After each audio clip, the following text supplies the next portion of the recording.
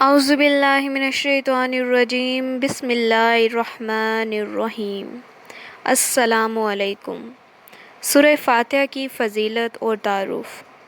قرآن کی پہلی سورت جو اس کا افتتاح کرتی ہے اور جو پورے قرآن کا مرکزی خیال ہے، جو ایک ہی وقت پر حضور صلی اللہ علیہ وآلہ وسلم پر مکمل نازل ہوئی۔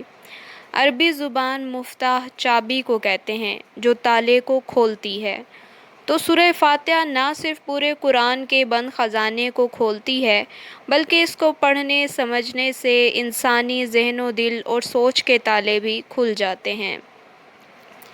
سورہ فاتحہ ایک دعا ہے جو بندے نے پورے سلیقے کے ساتھ خدا سے مانگی ہے، سو اس صورت میں ہمیں رب سے کچھ مانگنے اور دعا کرنے کا طریقہ بھی بتا دیا گیا ہے، اور ساتھ یہ بھی بتا دیا گیا ہے کہ مانگنے والوں، دعا کرنے والوں، تمہیں معلوم بھی ہے کہ اللہ سے تمہیں کیا مانگنا چاہیے۔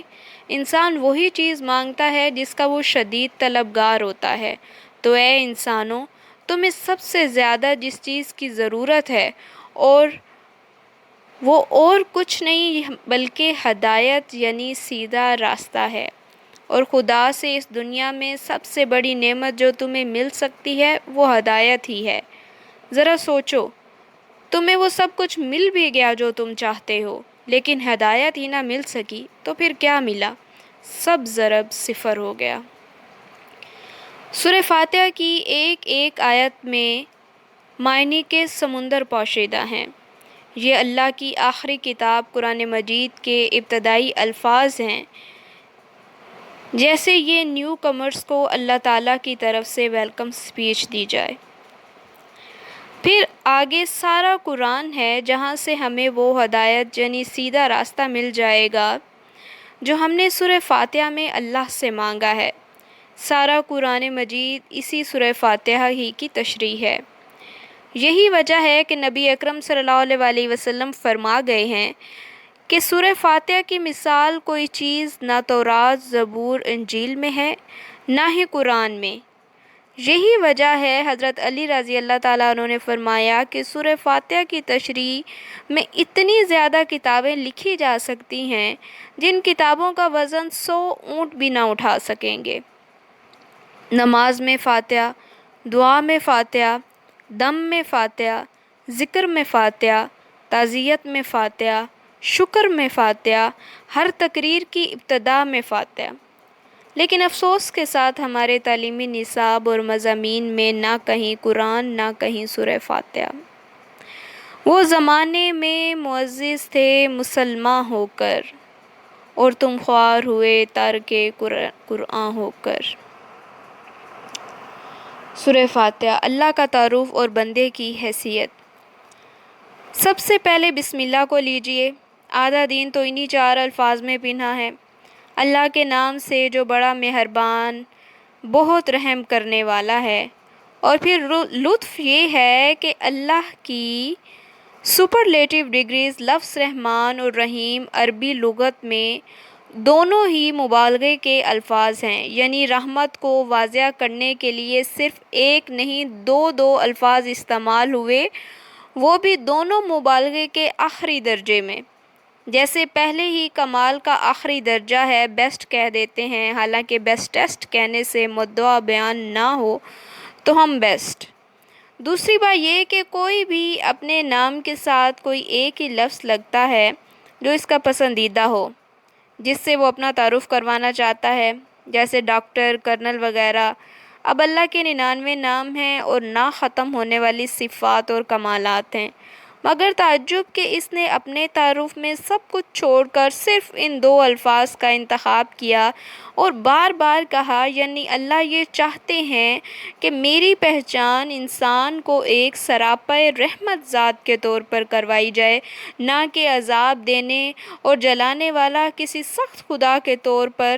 جب خدا کا نام لیا جائے تو ہمارے ذہن میں رحمت کا تصور آئے، نہ کہ عذاب اور جبر کا۔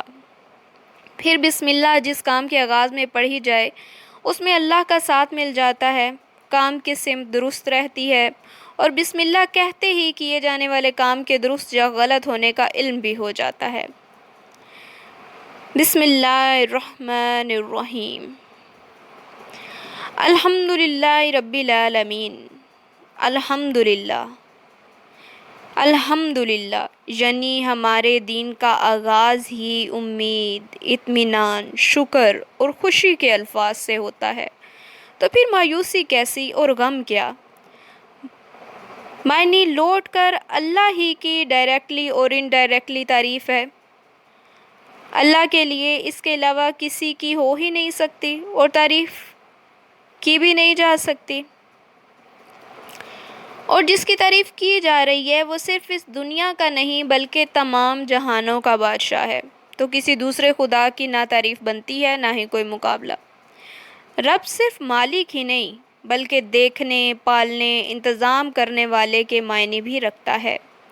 الرحمن الرحیم، اور تمام جہانوں پر اختیار رکھتے ہوئے بھی وہ طاقتور خدا دنیاوی خداؤں کی طرح ظلم نہیں کرتا بلکہ بے حد رحم کرتا ہے۔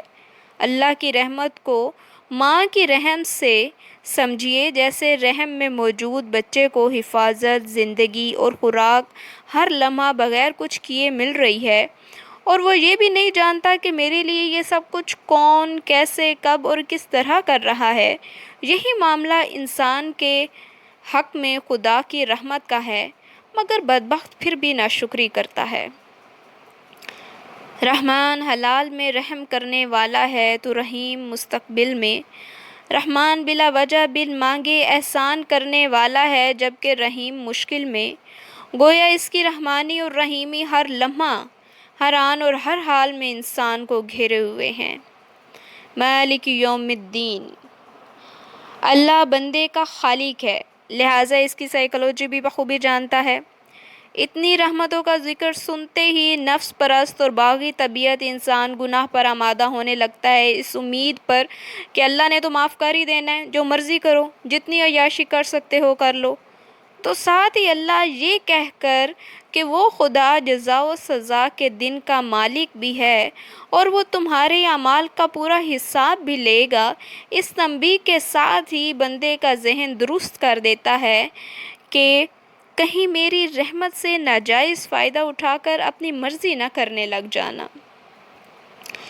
ایاک نعبد و ایاک نستعین، اس آیت میں ساتھ ہی بندے کی حیثیت رب کے آگے بیان کر دی گئی کہ وہ عہد یعنی غلام ہے اور غلامی کے علاوہ کسی مقصد کے لیے نہیں پیدا کیا گیا، اور بندہ بھی اگر عقل سے کام لے تو وہ پیچھے بیان کی ہوئی رب کی صفات جانتے ہی اس اقرار پر مجبور ہو جاتا ہے کہ ہم تیری ہی بندگی کرتے ہیں اور تجھ ہی سے مدد مانگتے ہیں۔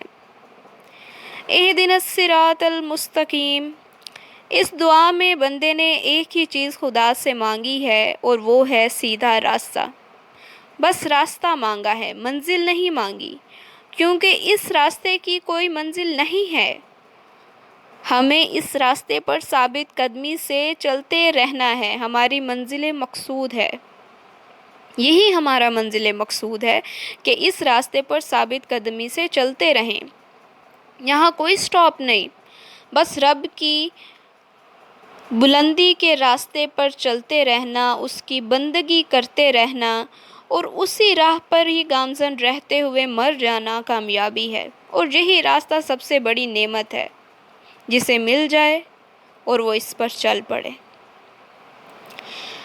صراط الذین انعمت علیہم، ان لوگوں کا راستہ جن پر تو نے انعام کیا، یعنی اب بندے کو اس راہ پر چلنے کے لیے یقیناً رہنمائی چاہیے، اور وہی انسان کر سکتے ہیں جو اس راستے پر کامیابی سے چلتے اپنی زندگیاں گزار چکے ہیں، وہ یقیناً انبیاء، شہداء، صدیقین اور صالحین لوگ ہیں۔ یہی وجہ ہے کہ سورہ فاتحہ پڑھنے کے بعد پورا قرآن انہی لوگوں کا راستہ بتاتا ہے جو صراط مستقیم پر چلے، انہی انبیاء اور اہل ایمان کا ذکر کرتا ہے، ان کی کہانیاں، ان کو پیش آنے والے مصائب و پریشانیاں اور بالآخر رب کی مہربانیاں سنا کر ہم لوگ کے سامنے ماڈل کے طور پر پیش کر دیتا ہے۔